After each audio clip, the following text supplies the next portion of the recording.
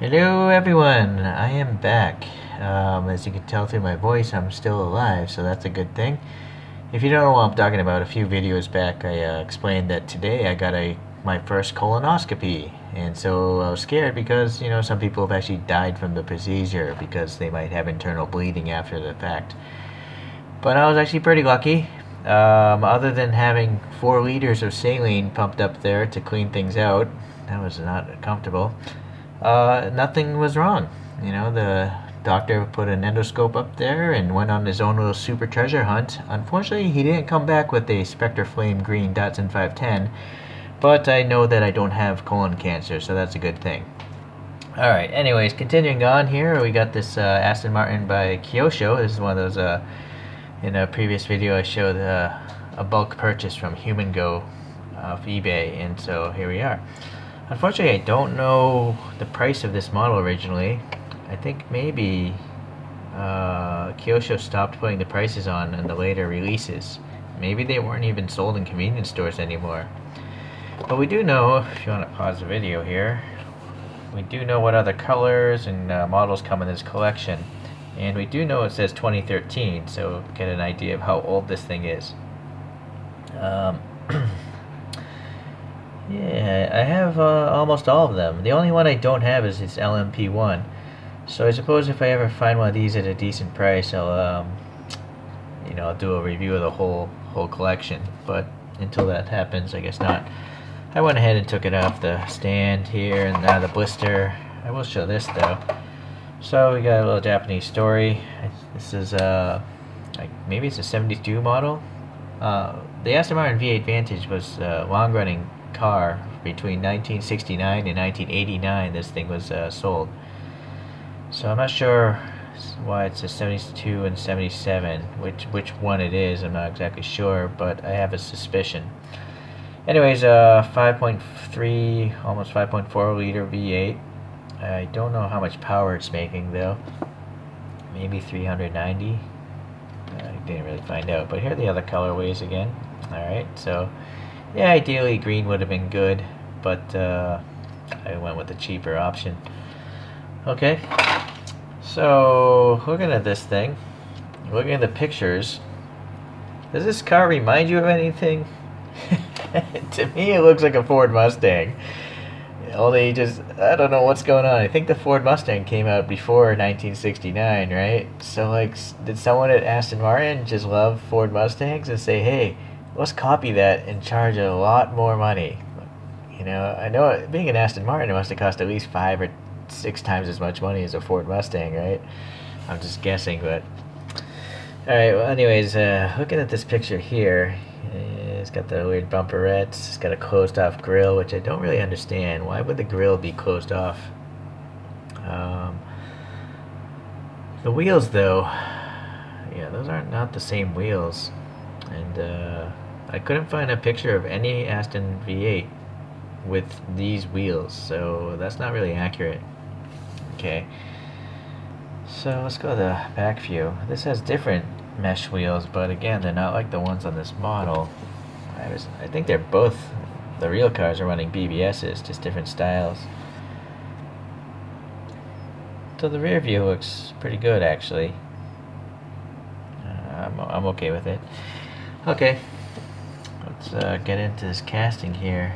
A few other bits of information. I guess this car replaced the DB6, and these cars are still entirely hand-built. So it required 1,200 man-hours to finish one of these vehicles, so I'm sure it was very expensive, more than the cost of a house. And then this is supposed to be, I think, my suspicion, this is a Series 4, an Oscar India edition, because the internet's telling me the Series 4 has a blocked-off power pouch. The previous ones actually had an opening here. And then this also has an integrated tail, where the previous ones, I guess, had a separate piece for the tail. So that's what makes me think this is an Oscar India Series 4. And I guess only 352 of these were made between 1978 and 1985. Not very powerful in the US, at least, because the smog restrictions dropped it down to like 240 horsepower. Okay, later on it was replaced by the Virage. And over the 20-year span of this coupe and the convertible versions, over 4,000 of them were made. Okay, so that's it for the specs or the details that I learned. So let's take a look here. So we already went over the wheels. They're not accurate. The tires look, well, I don't know if they're stained or what, but I like the curvature to the sidewall. So that's nice. Although it does look like the rear tire, like the surface looks a little messed up, like it's outgassing or something like that. This doesn't want to roll at all. Too much friction somewhere in there. Okay, so there's a little orange paint here for a reflector. This is accurate, some sort of chrome strip on the real car. This black paint is actually also recessed above and below the silver trim there, so that's realistic. This door handle sticks out, and so with the lock here, but there's a little bit above and below, like where your fingers would go, so that seems pretty good. Let's see, the paint itself looks metallic, and very orange peely. You know, I don't think it's well, I'm not sure if it's metallic. The reason why is if you look at the panel gap here, which is actually pretty tight, the edges are very silver, but in between those edges is very dark. So that makes me think this is like some sort of translucent red paint. It's not an opaque paint. And so the metallic or shininess, I think, might be the casting below this red paint. I'm just guessing.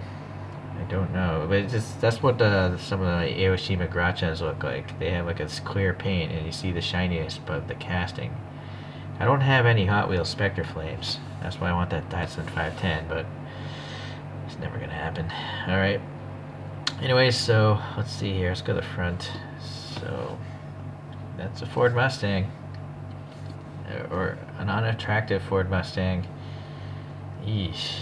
I don't know what's going on. Something is definitely wrong here. It's this red here. This red paint is just miserable. It's not painted well. It's like not enough there. It's not the same red as the rest of the car either, so that's also throwing it off. So that's a shame. What is nice is you have plastic inserts here for these lights, as well as the main lights. You have four headlights there of clear plastic. It's got these weird bumperette things.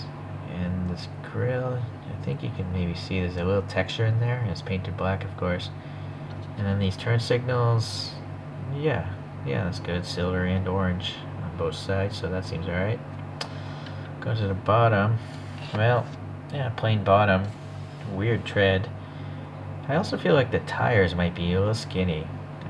Look at the photos of the real car, or just rewind and pause the video, but it seems like the real car has wider tires than this.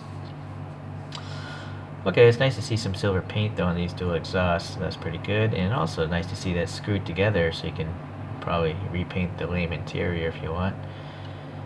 Okay, so separate plastic bumpers is a good thing. You know, there's no paint overspray or anything like that when you have separate pieces.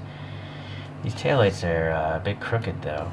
They're really nice taillights because it's clearly 4 different colors. Unfortunately, this one's so crooked, and this is slightly crooked, that doesn't look very good. A little red and silver, that looks accurate to the real car. And then another lock here. Let's see if is that rectangle there legible? I would assume that is supposed to say Aston Martin, but nothing legible there. And then this is just the outline of the Aston Martin, no actual text or wing graphic or anything like that. Okay. Yeah. Seems like some paint rash developing there. It's not, from an arm's length. From an arm's length, I can't tell. But half an arm's length, I can see it with my own eyes. And then obviously, camera, you can see everything. Okay, the mirrors seem to be a separate piece. You can see a little gap there. Never any reflectivity though on a blister pack from Kyosho. All the windows have silver paint around for the window trim, so that seems pretty good. Also, these wiper blades here are raised and painted black, so that's nice. Yeah, there's another outline of a logo, but not much else, just the outline. So I mentioned the lame interior because all these Kyosho blister packs, they just choose to make all the interiors out of black. So even though they have a lot of molded detail, you really can't see much of it. It's compounded by the fact that the windows are molded and distorted. But yeah, see, some ribbing on the seats and stuff. There's a little steering wheel there. I wonder if there's any gauge indication there. I can't tell. Little shifter nub there. So yeah, that's the issue with Kyosho. But you know, being a screwed together thing, you could probably take it apart, maybe paint it a nice leather color pretty easily. So okay, well, this thing came out in 2013. It's got some paint rash developing, so that's not great. But I would have to suspect this model cost like less than $10 when it was new. And these tires are also a bit jacked up, and it doesn't want to roll at all. But I really don't care about rolling. I'd rather just have it stationary anyways. Okay, well, let's let it spin. Spin on the little solar thing. And give you guys a last chance to compare it to the photos there. Hopefully focus. So actually, yeah, I was looking at it through the blister pack and thought, well, it does look a lot like a Mustang. I don't have the Mustang with 4 headlights, but I got this green light here. This is a 65 Shelby GT350. So let's take a look here.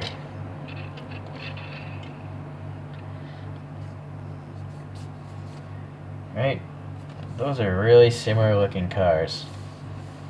Or like, this looks like a fastback Mustang to me. So it's pretty interesting that I think maybe, I don't know who designed this Aston Martin. Is it possible that the same designer swapped companies, switched companies? I don't know.